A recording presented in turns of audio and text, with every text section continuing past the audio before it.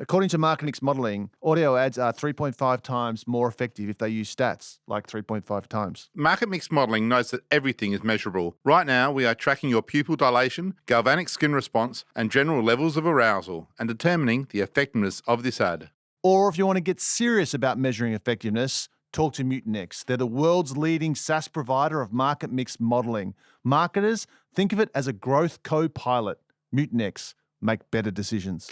I've had really star award-winning creatives say, why do you keep this person? And I'm like, because I value them in a different way than I value you. And if you go and look at what they're doing, it's really smart work. It's really good work. It's just not necessarily award-winning work. And I mean, the thing that I'm most proud of in my career never won one award ever.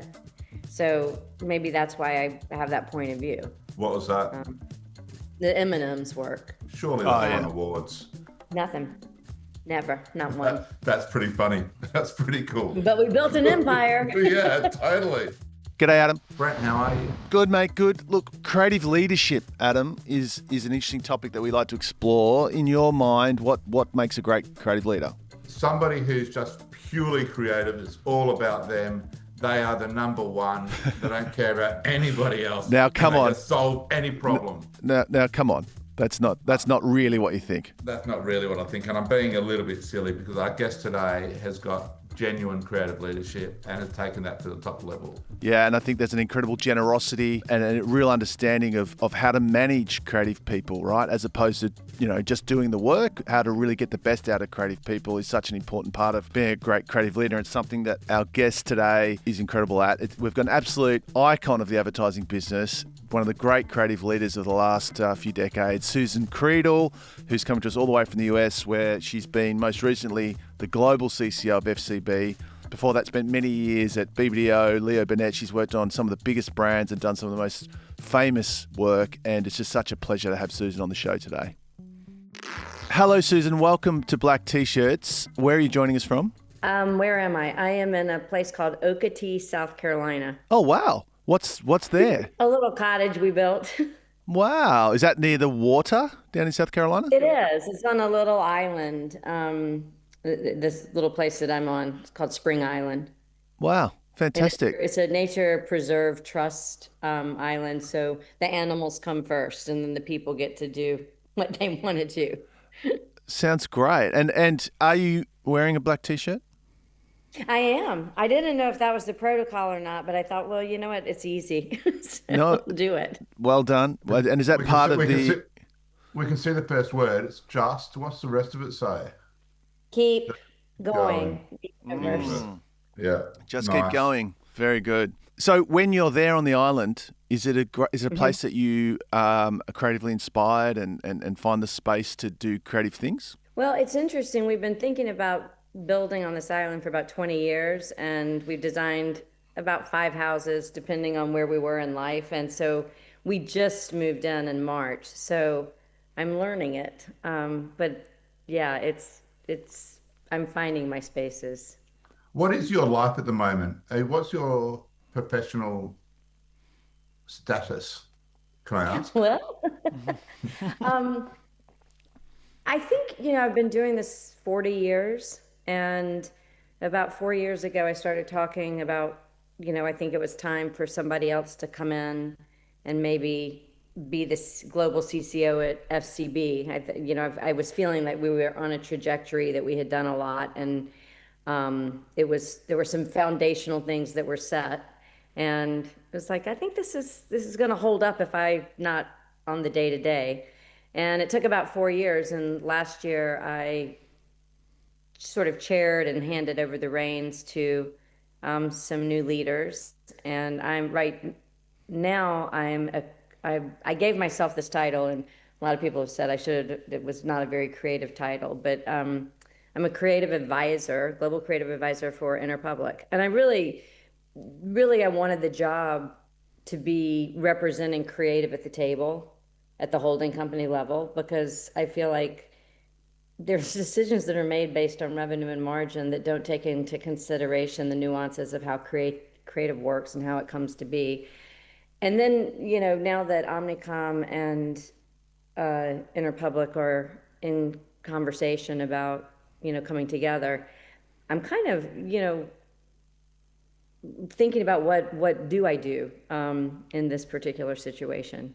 Susan, I think you should jump ship and go to WPP. They are the ones who they desperately need creativity in the boardroom. That every decision they make structurally just boggles me. That Well, they it's simply. interesting 'cause Rob Riley's in that position. Good Yeah, one, Adam. so, Sorry, Rob. Love to have you on the show. but it's interesting because I think what Rob is doing is interesting, which is, I think he was doing a slightly different job than I had in mind for Interpublic, because I don't want to speak for Rob, but I think he's inspiring creative. Whereas I'm like, the CCOs, if you have CCOs at global networks that don't know how to inspire great creative, we're in a lot of trouble. Versus talking to somebody about the importance of space for creative people, and that just taking a campus and throwing it on another campus, sometimes it's fine, but you need to look at the space and say, is that space creatively inspiring these people? And if it is, you shouldn't be so quick to look at the bottom line of savings in real estate. I'm not saying in every case, but those are the kind of things, or like, producers that suddenly get pushed to the center and lose their email address, or their, you know, that they don't feel like they're a part of the brand that they signed up for or that they actually work for, and why that's important. And it's emotional. And creative people, and I'm not saying creatives like a creative department, but people that are interested in making creative things, we're nuts. We're sensitive, we have issues, we need things that look ridiculous to more practical, rational brains. And you got to have, I think you have to have that voice representing that culture and building that culture. It's So, wonderful. Well, that's great. It's not just the voice, is it? You've got to have the voice and the power to, or maybe it's the same thing, the power to influence other people who are more rational. How do you? I'm fascinated by that. I can imagine one irrational, crazy, creatively driven person, and all these men in suits. What? Tell us more about that dynamic. How do you try to influence at that level? well, I think one of the reasons I've had some success is I've never thought I was the most creative person in the room, but I love creatives. I love them, and I want to protect them, and I want to make sure that they live in a space that they can be as creative as possible, without being depressed all the time. Because I think creatives come with a lot of trouble. Um, but I think I do think that what we have lost in this business is, making room for the crazy ones. And Phil Dusenberry, who was the CCO at BBDO when I joined in 1985, he said that line. I saw him give a talk in Miami long before Apple ever did Here's to the Crazy Ones. But he was like, don't forget to make space for the weird, the unusual, the strange. And maybe they're not client facing, maybe, and it's something that I've tried to make space for in my leadership roles. Of, you don't have to manage teams to have a successful career in this creative part of the world. You have to deliver great creative often, but can you have more than one path that requires you to become a manager of creatives? I think that's a very bad idea.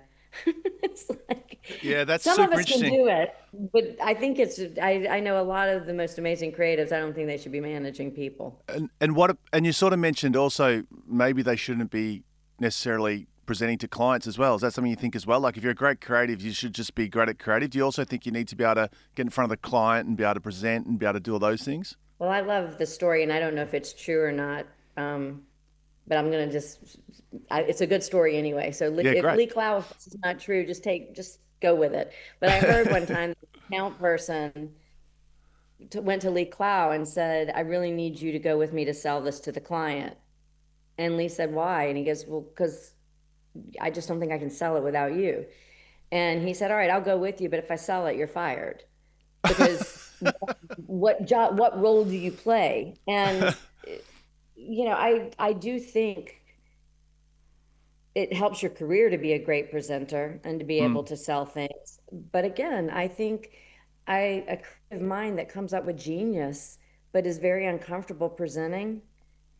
I remember when I was at Leo Burnett, we had a couple of creatives that were terrible presenters, and I took them aside and I said, "You have the better idea, but you present it terribly. I'm just going to let the best presenter in the room present all the work." Yeah, And that smart. way, the ideas are going to open. Now the ideas are at least equal, versus your idea won because you're a better presenter. I love this because I think we sort of burden creatives now with so much. As you say, they need to manage teams and they need to present to the client. They need to understand strategy and they need like it's just like no, like let's let them just be creative and come up with ideas. And I think a bit of that's been lost in the business, right? Where we sort of burden them with so much responsibility. Well, I don't know. I don't know. I reckon if you can't present an idea, then maybe, just maybe, you're also in the wrong game. Um, and so I find this. Sorry, I find this fascinating. I find keeping. It's the opposite here. Just keeping creators in their box. Don't upskill them. Just let them create. Let them be disempowered. I think having agency over your own ideas and being able to get your own ideas out into the world is absolutely fundamental to what it means to be a creative. It kind of comes back, Susan, to you having this boardroom role where you're influencing all these people. If you didn't have the skill set or the persuasive power to be able to do that, you wouldn't, no matter how creative you were, you wouldn't have that role. And so I do think we have to try to, it's incumbent on us, I think, a bit to help creative people be able to communicate their ideas. Sorry, one more thing. Simon Vexner, great creative, said to me once, there's no selling, they're just listening and delivering. And I love that idea that if it's right and great, it should be able to capture people's imagination anyway. I don't know. I remember 25 years ago, there was this guy who was an amazing presenter, and his ideas always made it through. And then they went and shot him, and they were terrible because he was such an amazing presenter, and we were like, "Oh my God, these Yeah, ideas." And he was self-aware. He goes, "Look, I'm just really good at presenting, and I make yeah, people laugh and fall in love with my ideas." And it's a little bit of the emperor's new clothes. He's so good at selling himself. So I think, and I'm not saying it's in either or, but I think you need to make room for both. And like I said, I exactly. protected some really good creatives by not having them fall victim to poor presentation. And by the way, you said upskill. Absolutely. Like I know a CCO who was having trouble presenting, and he took improv classes and he got better. So I'm not saying don't try to be better, but be aware that you might be cutting out some really talented people, um, because that's not their strongest skill. I think what you said before is fantastic, about we're not letting the crazy ones be crazy in our industry anymore. And there's a quote from you ages ago, which Oh I'm no. gonna, it's good, it's really good, but it's a bit, anyway. Um, I know there are people out there who can't stand me, but I go to bed every night knowing I try my best to be as thoughtful and generous to the situation, to the people involved as I can. I just like it's impossible to go through this career without people hating you. It is. Well, it's interesting because I have a way of talking about talent, which is that, are you toxic? Are you invisible? Are you noticed? Do you matter to the agency? Would you be missed if you left? Would you be missed by a client if you left? And would you be noticed by the industry if you left? And that's kind of like from the worst to amazing is kind of how I look at talent. And if the industry would notice if you left, I think you've done a pretty good job with your career. If you matter to the agency, which isn't everybody has the ability to matter to their agency. Like, as a receptionist, you can be very vital to an agency. So I like looking at it that way. What about the person who it matters to the client if they leave, but it's Mhm. actually, but it doesn't matter so much to the agency? How do you think about that, though? You know what I mean? The people who really get in with the client, but they're not Yeah. necessarily pushing the right work or pushing the agency. Like, how do you manage that one? It's interesting. In all my time, I haven't had that much trouble with that. What I first tried to do is say, all right, there's something interesting here. that gives us an advantage, which is you have the client's trust. So then can we work through the internal of saying, you don't know how to get to the best work, but I'm going to surround you. Like I had some CDs that were good, but they were better client facing, helping the client. They had trust. And I just said, if you will hire people better than you and use that relationship to get their work sold and understand and be okay with that, you're going to have a even better career. And it worked. I mean, they did famous work that they were the creative director on. And, I knew who was pushing the work and going, but making them comfortable enough. I mean, my career, I really do think that half of why I've had a pretty good run is I follow that rule all the time. I was like, I'd rather have great talent for a half a second underneath me than average talent underneath me for a long time. Um, I love that. I love that. I love how you started speaking about to Brent's question, which was about an individual who was maybe more popular with the client than internally, and you just took it into a systems approach of how the whole agency can take that person's skill set, find value in it, and just your mind just naturally went there. And I think that's quite a rare skill in our industry, which is so obsessed with individual creative talent that we forget about the system of creativity or how to systematize that to get the best output. Um, and I guess that's what you built your career on, right?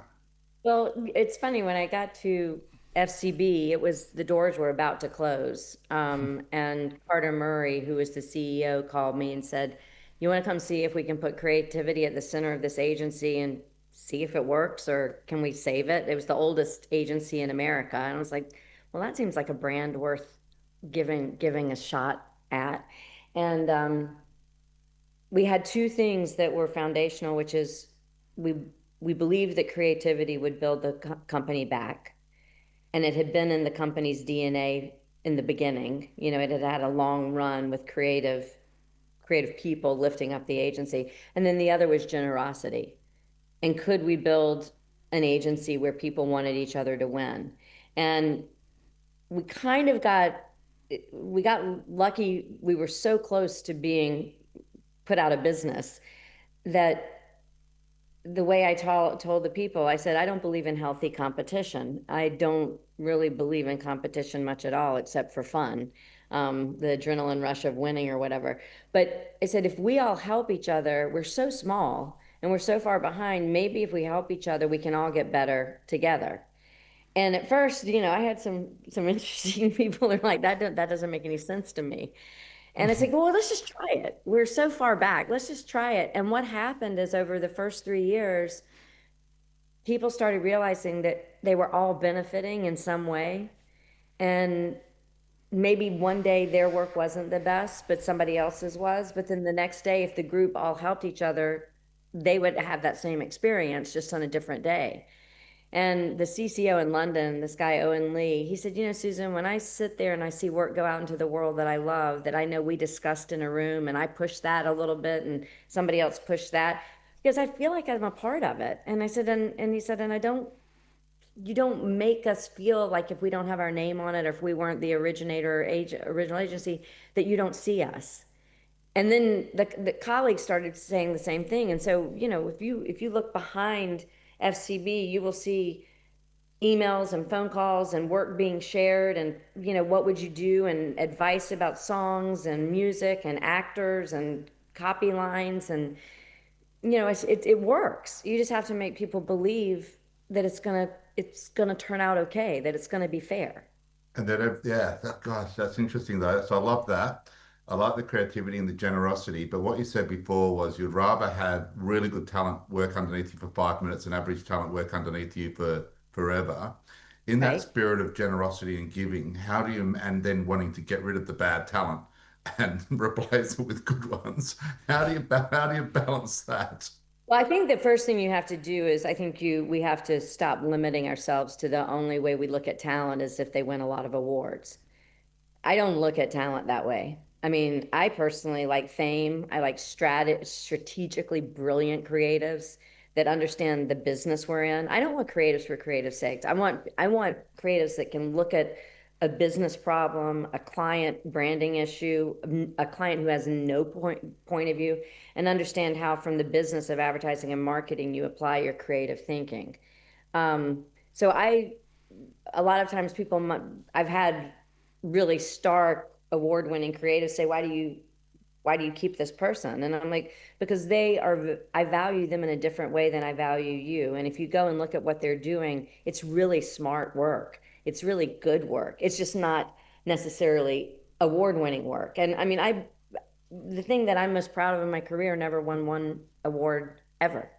So maybe that's why I have that point of view. What was that? The M&M'S work. Surely that won awards. Nothing. Never. Not one. That's pretty funny. That's pretty cool. But we built an empire. Yeah, totally. Brent, you know the reason why I'd make a crap CMO? Risk and compliance meetings? Apart from that, it's really, really complicated, and it can also be incredibly slow and tough. For example, like how do you decide how much money to put into brand spending? Yeah, it's a big decision. And I think we've seen a lot of marketers be really addicted to the drug of performance marketing, which gives you an immediate payback. But I think you really want to be understanding the long-term benefits of brand. You need to measure that over time, and you need to also understand that if you start trading off, spending more on brand, less on performance, you need to know straight away, is that working? Is it delivering? And so you need some sort of model to do that. Without a model, I don't know how you'd even start. Such as what? Well, Mutinex. It's the best one out there. It's the best one out there, man. It's SaaS-based. It's really one of the most cutting-edge marketing mix models you can get. And if you have got hard questions that you're trying to confront as a marketer, I would thoroughly recommend a tool like Mutinex. They're also the sponsor of this show, right? Yes. Yeah, excellent. Tell that story, right? Because we all take it for granted now. The M&M characters are such a part of culture. You go to the M&M store, and there they are. You know, it's such a sort of massive, global cultural thing. So how did it start? Take us way back. How did it start? And Okay. what was that? What was the story? What's the story behind it? I have to start with a man named Paul Michaels. And Yep. Paul Michaels was the new CMO at Mars. And I don't think he would mind me saying this, but he was single. He was in his 40s, no children, never been married, had good work, meaning bravery or risk or whatever we're going to talk about. He had nothing on the line except wanting to be great. There wasn't, he didn't think about anything other than, let's make these brands brilliant. And he went on to be president of Mars, right? He went on to run the CEO, show, didn't he, Paul? And did the Wrigley's Mars merger, or M&A, I guess. And anyways, amazing. One of the best clients I had the privilege of working with, and I'm so glad I met him when I did, because it was early on. So anyways, there were Snickers and Skittles and all these cool brands, and then there was the M&M'S with the childish characters. They had little characters. I mean, they've had the characters since the 30s, but they were stick figures. They were, drawings, whatever. And my partner, Steve Rudder, who is an amazing cartoonist, and it was so right for us. When you look back, you go, the universe just was like, here, you all, this is yours. But we basically got the M&M's account because nobody else wanted it. So Steve and I go out to Hackettstown in New Jersey and meet Paul. And the first thing I said was, I think you should kill the characters. Oh. And he said, sorry, what? And I said, well, they're just insipid. They're childish. And I said, this brand deserves better. And there's this book called Quintessential, and they feature the M&M's, the candy. It's just one of the most beautiful, they're beautiful. And so I had this, I wanted to take it artsy or whatever. And he taught me a great lesson early on, which is never, ever, ever throw away brand equity. Never. And we do that all the time. Versus look at your equity and think, how do you make it culturally right for the times? What do you do? And Paul said, he said, you can't kill the characters, but you can change them. And he said, so bring me back characters that you would like to write for, that you would like to create with. And I remember Steve and I said, well, can they be flawed? Can they be funny? Can they not, be shilly for the company unless they admit that they're just shilling for the company. Or how open are you? And he goes, I'm way open. So we went back, and I don't know what happened, but we're supposed to do some 15-second TV spots, and we just went bigger and just said, well, what could this be long term? And we were like, well, six colors. That's the classic sort of ensemble for comedic troops, is six characters, give or take a few. And so we just studied from Shakespeare, to Bugs Bunny, to Cheers and Friends or whatever. What are those characters that are recurring all the time that really work well with each other? And we designed the characters that way, to work as an ensemble. And we went back and we presented this concept, which was much more of an entertainment concept. And the stores didn't exist. There was a little thing in Las Vegas that you could get a couple of things, but characters, really, it was more just the M&M'S, the shape of the M&M'S and whatever. And I remember Paul, he goes, Susan, I don't have enough money to do 2 characters, much less 6. We'll never get them developed. And Steve and I were like, yeah, but we will with licensing. And he was like, what do you mean licensing? I was like, well, you don't have to buy TV commercials. We can develop the characters in all sorts of ways. And so Steve and I actually did more work working with licensees and like designing T-shirts. Like it was like yellow would be upside down with his butt sticking out. Red would be, whatever. So we actually did most of our early creative on the characters with licensing. I mean, I was writing birthday cake, things to go on Christmas lights and whatever, but in character with the characters. And yeah, when he said that, we were like, well, in 10 years, we could probably get them all developed. And it's been over 20. Yeah. But it was kind of, it was so much fun. When you wrote the characters, you were setting them up for a long-term role in the brand, so you were setting them up to be the spokespeople for the brand for the long term. How did you present that? Did you present that here's the personality of Red, here's the personality of Yellow, here's how they interact, here's his motivation? Yeah, we did a character reel. So like with Red, we were like, here, we went back and scoured, all sorts of sitcoms that had been developed, over decades, and pulled that specific character out in each of them so that you could see it's a smattering of a type. And we did the same thing with Yellow. So as Woody Harrelson was Yellow, from Cheers, where, so you could see archetypes. Yellow's obviously your favorite. No, green is my favorite. Green is your favorite. Okay, Sassy.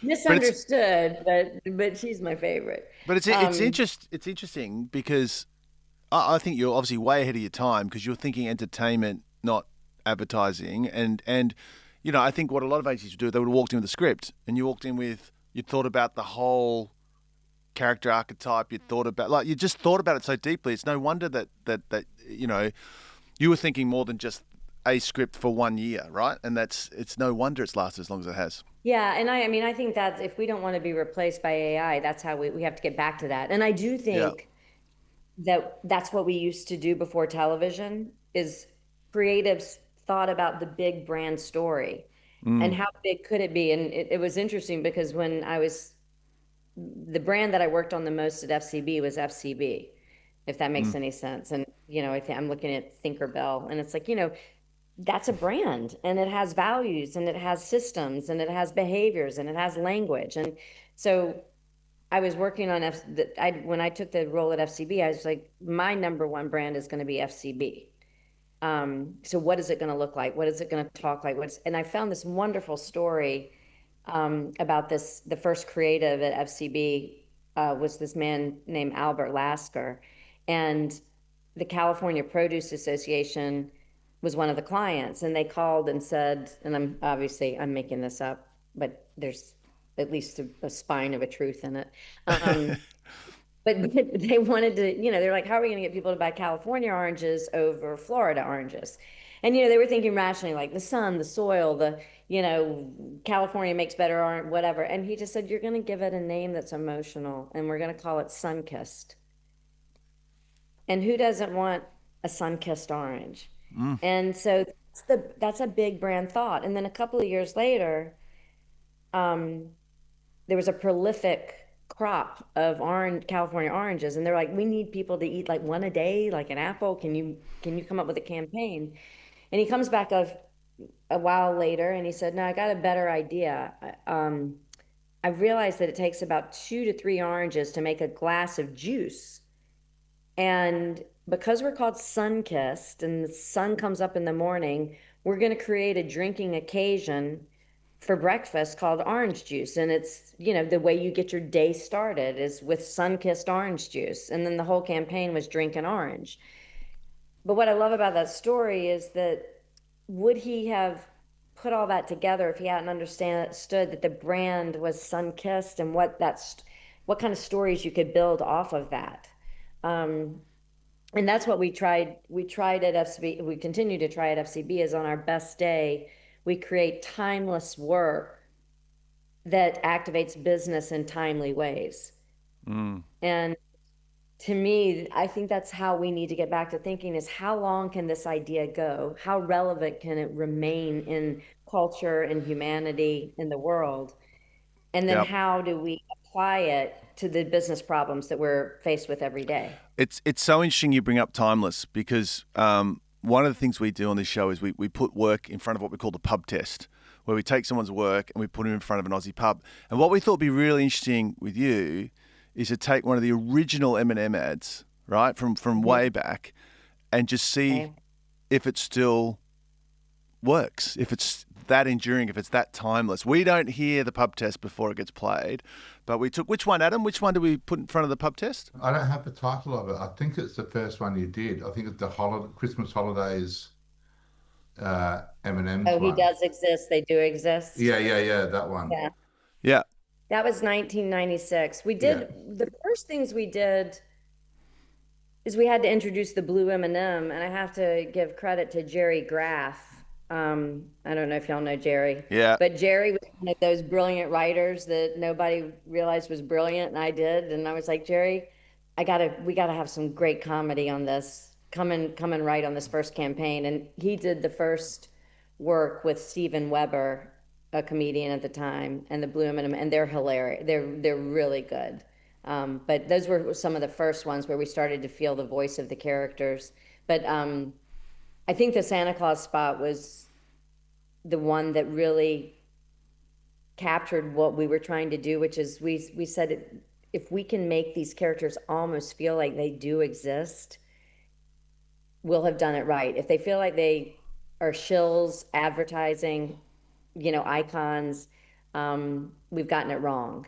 And you've done it in an ironic kind of postmodern kind of way as well, like the characters saying that they exist when they don't. It's funny. There's a funny story talking about Australia. One of the spots was on Australia's funniest commercials, and the reporter called and just wanted to have a quick chat, and she goes, do you have any interesting stories? And I was like, yeah.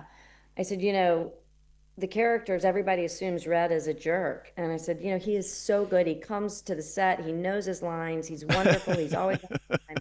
And I said, Yellow will never come out of the trailer. He's so conceited. And she goes, you were kidding. And I was like, I'm kidding.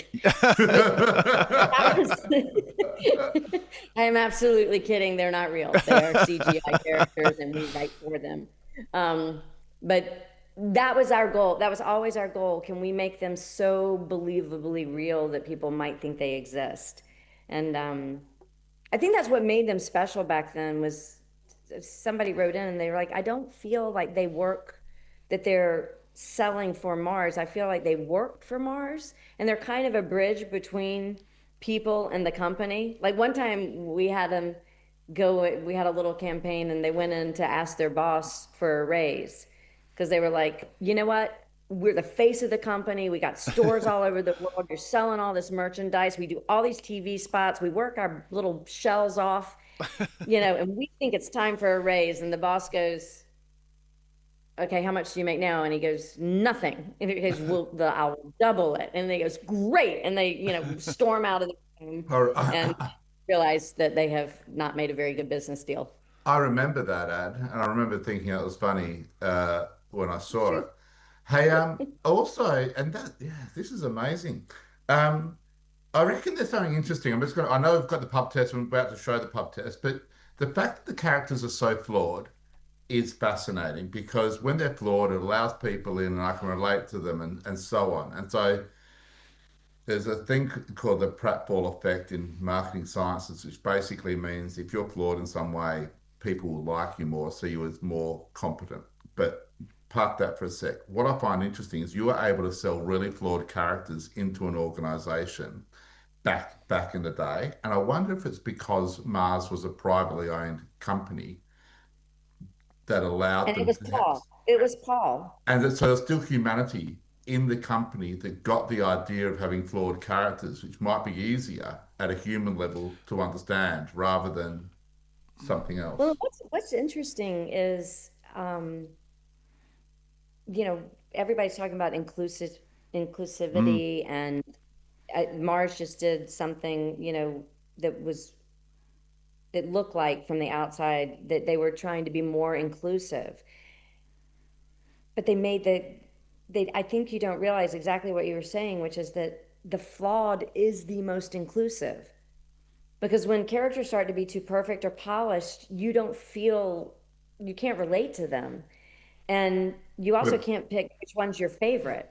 And so it's Yeah. really important that they be very different in order we're to back. create a desire to want to cheer for one, not like one, care for Yeah. one, not want to be with one. It's very, very important that they not all be beloved. So, And then another thing that was really interesting that Paul Michaels did was he said, we had the characters, and he said, well, I need a backstory for these characters. And I was like, why? That sounds horrible. And I was like, what do you mean? He's like, where did they come from? I'm like, but we were like, it doesn't matter. That's silly stuff. They exist. We know who they are. We know their personalities. And he kept pushing, and we wrote this book, and I can't find my copy. There are only a few, but it said, Mommy, where do M&M's come from? And it was all these conspiracy stories of, like, it's just a kid born in New Jersey who happened to look like an M&M. There was a UFO, alien story. There was a chapter the chapter was titled 50 pages to make this book look thicker. And then at the That's funny. end, it just said they're CGI, they're an advertising marketing idea. That's it. I, So he was like, very funny. I appreciate all the time and effort. I want a backstory for these characters. And what we realized, and I'm so glad he kept yeah. pushing, is that they actually do have a reason for why they are the way they are. So like Red was the first M&M. mm. He has first child syndrome. So when Yellow, the peanut M&M, comes along, he's like, what? I'm not sharing the spotlight with this, and then Yellow has second child syndrome, where he just follows Red along as like the big brother and does whatever he says and doesn't really think about things. And then, Blue, America voted on the color blue. So Blue is confident and feels very modern. And so it went on like that, so that they actually do have a reason for being. I mean, Green, I said that she's my favorite, but Green, when I was in high school, um, the urban legend was that well, I went to a Episcopal school, so we changed. I guess it got changed, but it was that they made you pregnant. But the real legend was that they made you horny. And I don't know where we went from horny to pregnant, but that sounds like a South Carolina, you know, adjustment to what we're gonna say. But so when we brought her out, the line was, what is it about the green ones? And it was always that she had this massive sexuality. And I just made sure, a lot of people say, oh, that was definitely written by a man. It's like, no, I wanted her to be powerful in her sexuality. I wanted her to be confident in it and own it, not apologize for it. And if you go back and look at the work with her, she's always in control, and she's never, she doesn't abuse or use it in the wrong way. I like her character very much. So you had nothing to do with the wokeification of the M&M characters? No. no, I was gone. And what do you think of that? And so that's so fascinating that they put that overlay onto something that you would say they didn't need it, that was there in the Yeah, beginning. I mean, I see how you could get there, and it was a moment where everybody was like, I was like, but wait, as a woman, the last thing I want you to do is take away my ability to feel sexy, and to dress up and to, and it was funny because the boots became a big issue. And there are two stories behind the boots. One is I grew up loving Nancy Sinatra and the song These Boots Were Made for Walking. And that to me, I think even as a little girl was she looked amazing and fashionable and everything, but she had power. And so I loved that about her. But the real reason she was in boots is it was early on in CGI, and we couldn't get her ankles to work in any kind of heel or anything. And so I was just like, let's just put her in boots, and then we don't have to worry about her legs looking like garden hoses. So it was just a technical issue in the end. And But they that's wanted, creativity, they solving wanted, No, problems. totally. yeah, Look, no, creative that is, accidents. Creative accidents are so important. and they wanted to take away her boots, or they did take away her boots, didn't they? What was this? Yeah, she's in tennis shoes now, Yeah, like the right. boys.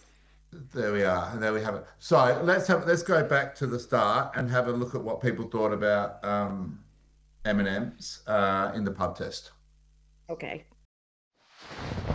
The pub test is brought to you by Dealy, the insights platform where ideas go to grow. Do I think characters like this work in advertising? I think they do. I think it's kind of, advertising's moved away from this quite a bit, kind of like jingles. Brands went pretty clean in the 2010s. They kind of wanted to get rid of all this stuff, but I think it's enough of a cycle that they're coming back. Work really well in advertising when done well because they give brands a personality. So I haven't seen these characters around in a while, but I mean, there's something about them. They've kind of stood the test of time. Which M&M'S character do I like the most and why? Well, there was that whole controversy, remember, over the sexy M&M a little while ago, where they changed it. People got pretty involved, and that was an interesting thing, right? Is that no one, I mean, it was a bit of an identity politics kind of proxy war, but it was funny to see how many people actually got invested in a fictional M&M's mascot. I think I like the red one. I don't know if I like the red one more, but I see myself more in the red one because I think it's like a sibling dynamic. The yellow M&M seems like that younger sibling following the older red M&M. I guess it's effective. It's they kind of picked a mascot and they ran with it.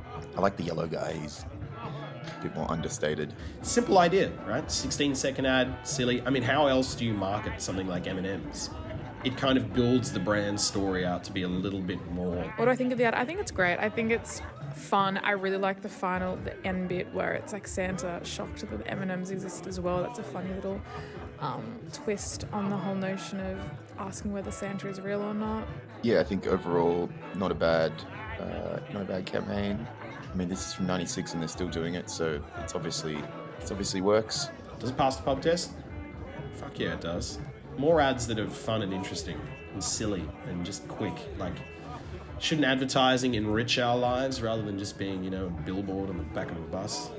I think it's great, and yeah, I do think it passes the pub test. It's literally 15 seconds and it puts a smile on your face. It's stood the test of time. Does it pass the pub test? Yeah, I think it does. Nice. 20 years on, still passes the pub It's test. interesting. It's not a calm lion. It's not a calm lion, but at least it passes the pub test. I'd rather pass the pub test personally. Another thing that was really interesting, people take this kind of sustained success for granted, but when we first started, we started with sort of unknown celebrities, like up and coming celebrities, to grow the brand up a little bit and make it a little hipper and more sophisticated. So we really looked for not the most obvious celebrities, but interesting ones to pair them with. Then we realized that the M&Ms actually were celebrities. So we stopped using celebrities because we didn't need them. And then we realized that people would see the M&Ms starting the commercials and go, oh, it's an M&Ms commercial, and phase out or tune out or switch. So then we started writing them so that they were the punchline to the work. So you didn't know it was an M&M's commercial till the last like 5 seconds. And then they became powerful again. And I remember one of the clients was like, wait, Susan, so I'm buying a 30-second TV spot and you're telling me the brand is only coming in at the last 7 seconds or 5 seconds? And I was like, yeah, but you're the punchline, which means you're the most memorable part of the work. And they went for it. And, you could see that we always monitored, yeah, I'm tired of them. Yeah. One time we took them away. And then there was this like whole, are they dead? Are they gone? And it was the whole, be careful. I love what you that. Take for granted. I love that because there's such a sort of everyone worships at the altar of distinctive assets, right? Like, I mean, seriously, every marketer I talk to, they're all about their distinctive assets and their codes, and they use them. I think a lot of marketers use them almost excessively. I just love that you had the most distinctive asset probably in the world, and you had the restraint to say, you know what, sometimes they don't come in until the 25th second, and that's what makes them distinctive. I think a lot of people forget that distinctive assets are meant to be distinctive, not just there the whole time. You know what I mean? We would say things like, it's like, imagine cooking with saffron. It's the most expensive ingredient going into your dish, but you don't put a bunch of it in there.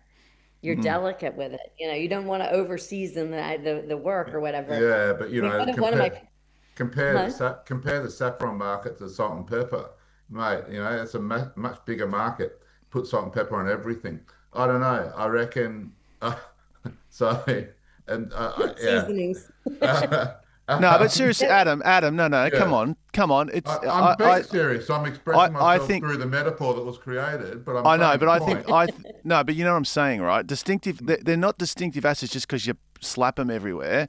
They're distinctive because you use them in a distinctive way. I think that's a really important No, thing that not enough I think marketers that understand. I think they're distinctive because they're set up with an enduring. I think they're distinctive because they're used over and over and over again, and they're set up to be enduring. So I think whether they came away for the first 25 seconds or not, I think that to me feels like creative. I'll say creative, finding another way to be creatively inspired, but I don't think Sure. they suddenly became popular because you took them I away didn't for say that. No, 25 I said seconds. I'm not saying that. I'm saying understand how to use them over time to keep it interesting. Yeah, it was just that we really were watching, the public's love of them. And if they Yeah. started to feel like they were getting worn out, we were like, we got to change up how they show up so that they're fresh again. And I think Yeah, that's an important thing with these assets because a lot of times when we talk about they're worn out or the public doesn't love them like they used to, it's, I need a new idea. yeah, Yeah. that's And right. Brett I and I will say, both agree with you no, on you this. don't. You need to figure out how you refresh your assets, make them Yeah. culturally relevant now. Yeah. And I think that's a mistake that we make. And And you you obviously know, never got tired of them, right? You never got tired of writing M&M ads. You did it for a long time, and you were the creative in charge of that brand for quite a while. You never got sick of them. You never wanted to change them out. I think at some point, Steve and I, like anything, said that we got to make room for the next generation to play. And we had noticed that we used to always come up with creative, what I used to call above the brief, which is like, okay, here's the thing you asked for. Here's this idea that we had that we think we should do. And we were coming in with less and less of those. And so I was worried, that we needed that new spark of, and again, I think when you build something so specific, it's okay to let somebody else sort of take it. And I do, I went and had lunch with a client and was telling her a lot of the beginning stories. And I do think it is important to try to keep that, the backstories and the history in the present for whoever's working on it. So, by the time Steve and I sort of stepped aside a little bit, we had trained like 10 creatives to write for the characters.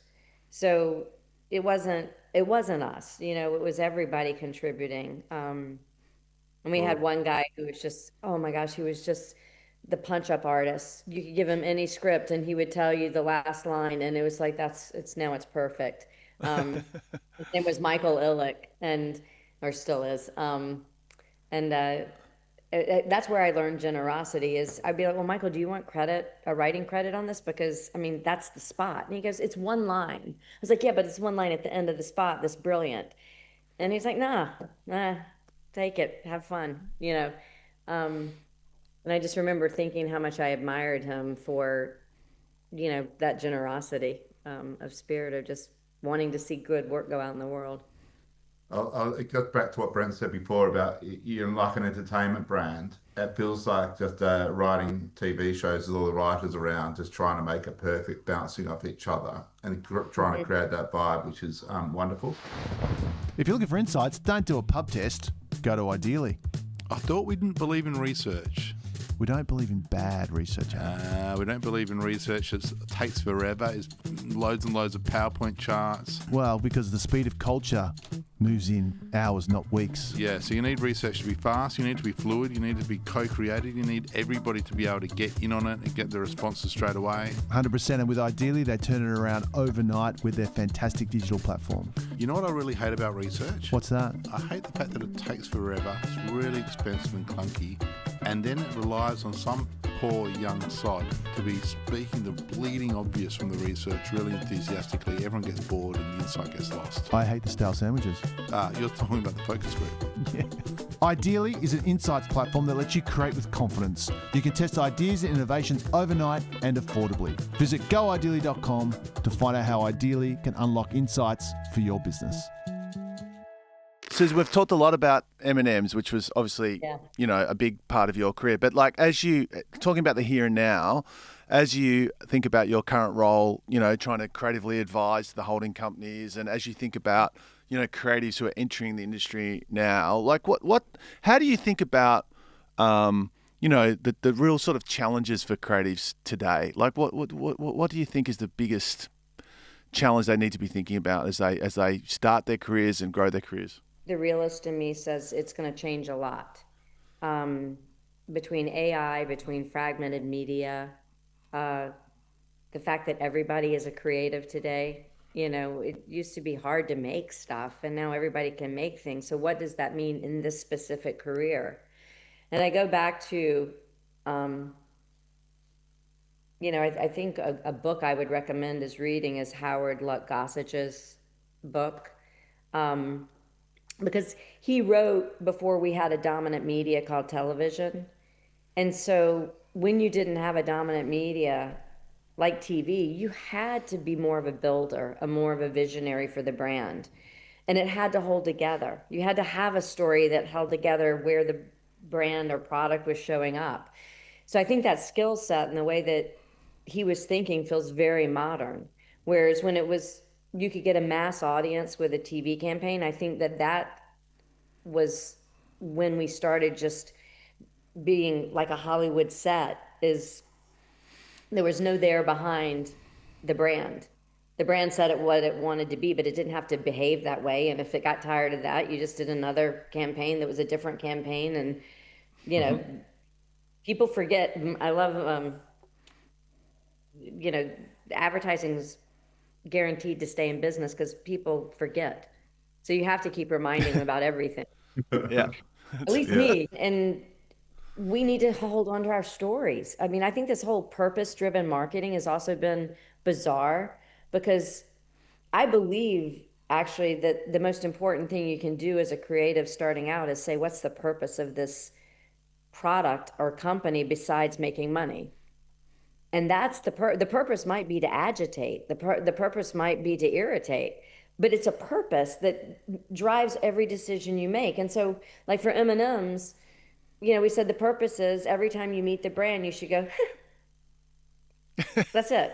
So whatever we did, if we thought we would get we had delivered the brand. Well, it wasn't it wasn't to make the world a more inclusive place or to, to inspire people through candy or we said things like, I said, if you walked into a space and you saw a bowl of M&Ms, my first thing I would want you to think is this person's going to be fun to hang out with, versus if you walked in and saw a bowl of Kisses, you would think, oh, this person's going to be uptight and a little precious. Those are the kind of things that we were using to say, are we on brand, are we not on brand? This is going to be a bit silly, but M&Ms were created because of the candy structure around the chocolate, so they melt in your mouth, not in your hand. which I think was for the military. For soldiers. Yeah, for for the military. military. Yeah. None of that's so chocolate on the go or something. None of that's captured in the purpose. Should that be captured in the purpose, or is your No, purpose purely? that would be a strategy, not a purpose. So So then, if you said we want to say M&M's is a great candy for on the go or great candy in heat or whatever, that would be the brief of the day. That would be a timely, strategic choice. But the way we would have to tell it is you would have to go, huh. All right. That's fantastic. I'm not going to try to battle you on the purpose of M&M's. I think I'll lose that quite convincingly. Well, the official one was lift your spirits, but we just found that was a little wide. Yeah. Versus if we could just put a little, we call it really was the archetype of the jester, which is the jester was brought into no matter what kind of day you were having in an intelligent, witty, smart way, make you feel better. That sounds like Adam. That sounds like Adam. Don't be a dick. The purpose should also feel like it comes from the brand. So comes from the brand. To lift your spirits just comes from the marketing organization in control of a brand. Yeah. And I think that's kind of showing. So, hey, we're going to have to go, Susan. Can you do us a favor? Sum up your creative philosophy as it would be on a black t-shirt. So if you were wearing a black t-shirt, had your creative philosophy on it, what would it be? Well, this is the first time we've had a guest who's wearing a black t-shirt that has a philosophy on it. Just keep going. But yeah. But don't do that. Don't put that in your head. Just tell us what you think your creative philosophy is. Well, I mean, there's so many, but I would say the one that I have been embracing the last 10 years is never finished. Yeah. Great. Brent will like that.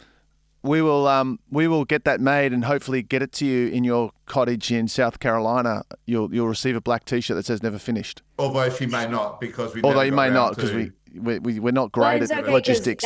That's FCB's mantra. So we have tons of swag with "Never finished" on it. You've already got that t-shirt. Is that FCB's mantra? Yeah. Sorry, we have to do another one. Sorry, okay. Has to be only yours. I gave all mine away. I wrote all these. These are mine. One more on the go. Sorry. A personal creative mantra. This one's new. It was going to be Interpublic's, and then obviously Interpublic's not going to be a brand, but it's just brands mean business. Brands mean business. Yeah, I like it. I like it. Get it? Double play. We're here. And that's not on a t-shirt yet. All right. We'll try and rectify that.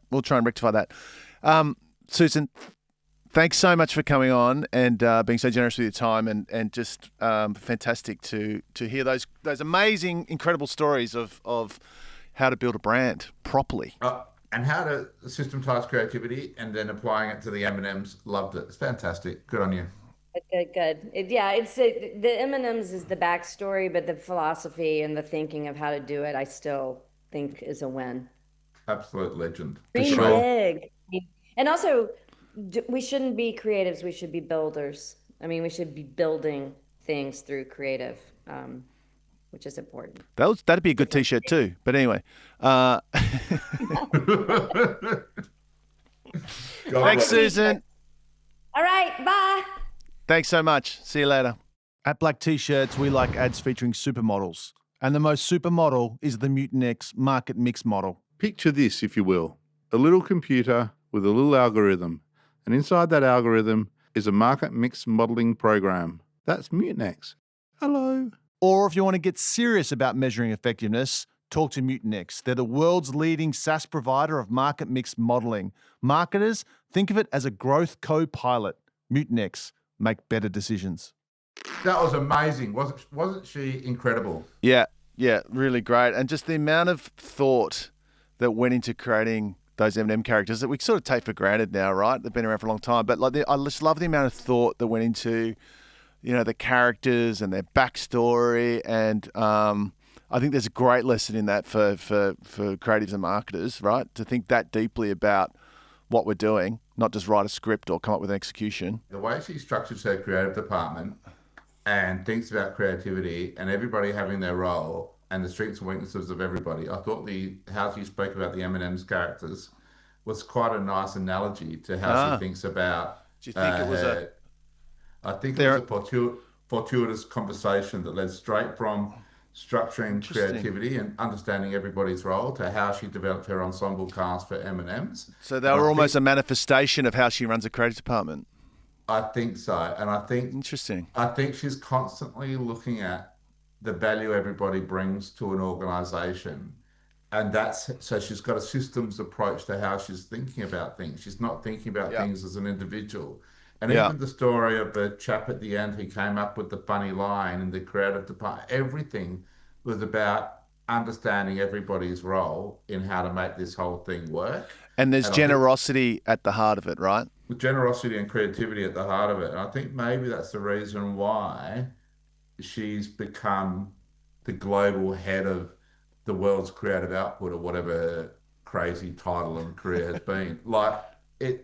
She's not thinking about one individual. She's actually thinking about how to systematize creativity. Yeah, I love that, she's super famous. She's a very big name in our business. And I love that she says, the thing I'm most proud of is this campaign that never won an award.